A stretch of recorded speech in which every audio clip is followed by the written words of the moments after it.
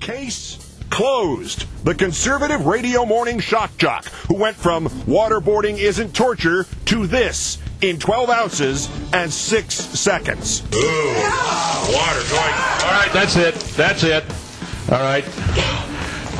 Oh, God. I don't want to say this. I do not want to say this. Absolutely torture. You do. Absolutely. I mean, that's drowning. Mancow, who once called Howard Dean a traitor, Fox News regular, admits the truth. Good evening from New York. The torture debate ended today. It was at 8:40 a.m. Central Daylight Time. It was in the most unlikely of venues, the radio studio of a Chicago shock jock named Eric Mancow Muller, fully of the right to the degree that he once claimed on air that Barack Obama was a secret Muslim, then called then DNC Chairman Howard Dean a, quote, traitor, and once insisted with no qualifications that waterboarding was not torture. Our fifth story in the countdown. And then he had himself waterboarded today to prove that it was not torture.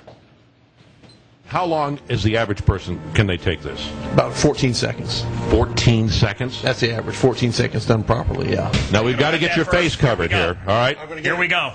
We're going to get it nice and wet. He's dunking the cloth in a bucket of water now. Yeah. Okay. Get ready to put it over your face, okay? Okay. All right, it's going over Mancow's face. Should you cover my mouth, too? No, we want to see you scream. We want to see him scream. All right. All right, we're coming up here. All right, EMT Rossi standing by? Yes. All right. All right, good luck, my friend. Don't move your head, okay? One. You gonna hold my nose? Yeah, I'm holding your nose. I'm holding his nose as he speaks, okay? Move down a little. You're squeezing the top of my nose. There you go. Okay, there we go. Well, I have to get over here that way. I right. can get a good grip. All right, here's the bucket of water in his hand. All right. The sergeant is over Mancow's head. We're going to do it on 5, okay? Okay. 1, 2, I lied. Ooh, water going. All right, that's it. That's it. All right. Oh, God. Mancow is soaked. Oh. Mancow is soaked. We all got a little water on him. How you doing, buddy? All right. Oh. You're soaked, man. How do you feel? You want the EMT? No. The EMT's here. No, it's okay.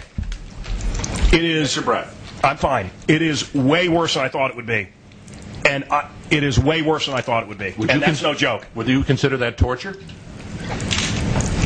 Look, all that's been done to this country, and I heard about water being dropped on someone's face, and I never considered torture. Even when I was laying there, I thought this is going to be no big deal. I go swimming.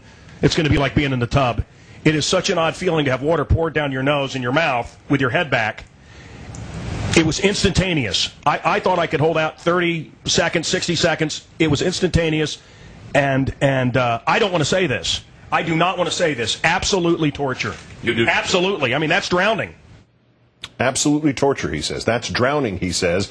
If he were being interrogated in that way, he added later, I would confess to anything. Mr. Muller lasted 6 seconds. And he, unlike prisoners who were waterboarded, had a toy cow that he could throw, and he had had enough. And he, unlike prisoners who were waterboarded, obviously knew it would end. He knew it would not kill him. And he, unlike prisoners who were waterboarded, was not subject to any other potential element of being a prisoner, like confinement or sleep deprivation or temperature extremes or having it done to him. Another 182 times. As a healthy 42-year-old man, Mr. Muller underwent what might be easily called the Rolls-Royce version of waterboarding. 6 seconds torture. Let's turn to MSNBC political analyst, contributor to the Huffington Post, Lawrence O'Donnell. Lawrence, good evening. Good to be with you, Keith. Let's recall one of the lines from Mr. Cheney's speech yesterday. To call this a program of torture is to libel dedicated professionals. Did this demonstration pretty much tell Mr. Cheney where he could put that sentiment? Finally, yes, Keith. And the fact that it comes from the conservative side of the radio world, I think, gives it more credibility even. I spoke to a Navy SEAL, former Navy SEAL last week, who went through this process in the training programs that we've all heard about. He said it was torture. He said there are, even though you know that they're going to stop, it feels like drowning. It is supposed to feel like drowning. That's what the radio guy just said, that it was drowning. And so waterboarding is an inadequate term for what the torture is. The torture is drowning. And if they continue it, you will drown. You can be drowned this way, and you are meant to feel like you're drowning, and that's exactly what he experienced. You feel like you're dying. That is torture. And this is the right guy to have done this, and I credit him for doing this because he didn't reveal this till afterwards, but as a child he said he had, in fact, had drowned and had to be revived. So he knew what he was talking about when he said it's not just that it's torture, it is drowning. Is the failure perhaps to get this point across the simple semantics of this, the terminology? Could it be that that's simply stupid, that people actually believed, as he said, it was some water being poured on the face, that the point has not been made sufficiently? It is not artificial or simulated drowning. It's drowning, and then they stop it just before you die.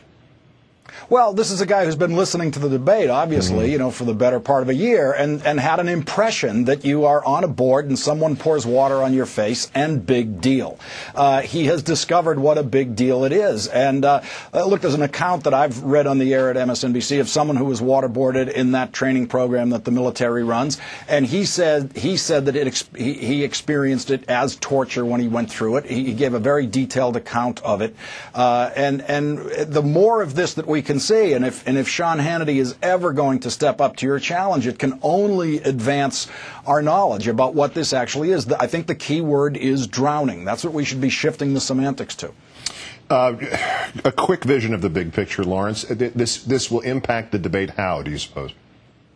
Well, I spent the morning on one of the network morning shows with Liz Cheney telling me that waterboarding is not torture. The question of whether or not enhanced interrogation is torture has been answered, and it's been answered legally.